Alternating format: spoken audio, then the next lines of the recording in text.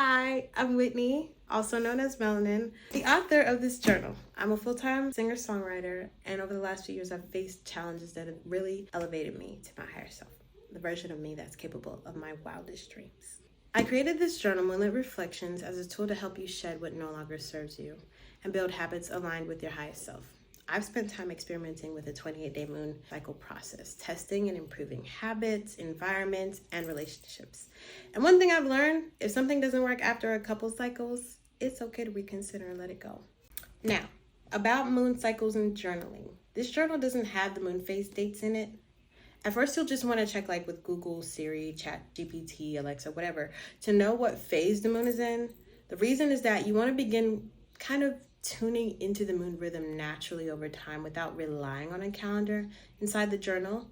Eventually, you'll start to feel the cycles intuitively and align with them in your own way. It's a really beautiful way to connect more deeply with nature and yourself.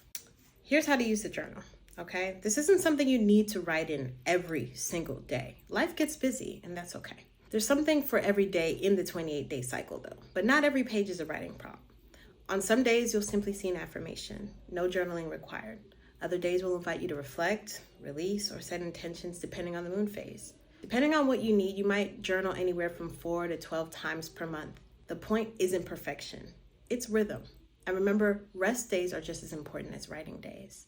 And at the end of each moon phase cycle, there's also an emotional self check-in page. So just once per month, if you need to check in with yourself to see what you're feeling, alchemize those emotions. The journal talks about how to do that. You'll see it available at the end of every single moon phase. I know this is a big journal and it can feel a little bit bulky to carry around, especially when traveling.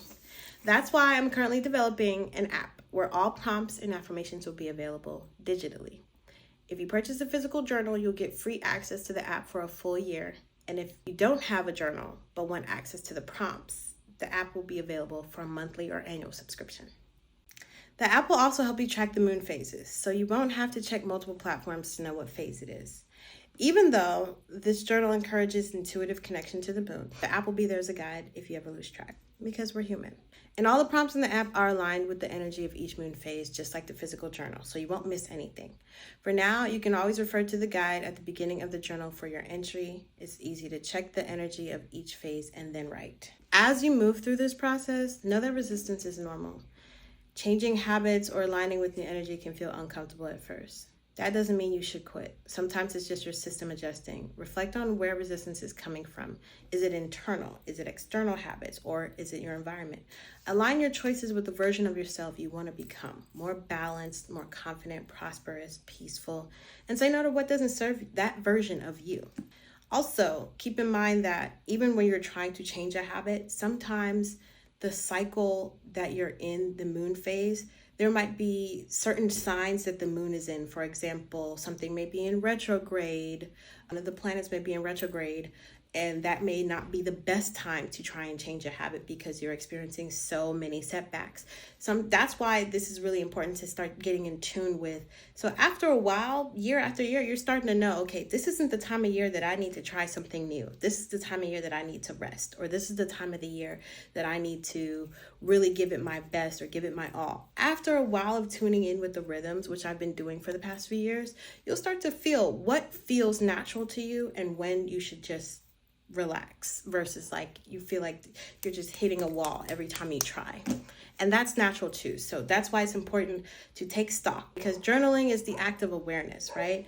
It's becoming aware of what you're feeling, what you're thinking, how you're moving through life, and just being able to write that out and see it outside of just your mind, but somewhere you can visibly see and reflect on what you've been thinking, feeling challenged with, experiencing, and being able to just become more aware of it. And you'll notice that in life, you'll start to see a heightened awareness overall of your emotions, your habits, your just in general, you start to see life differently. You'll start to experience more awareness everywhere you go.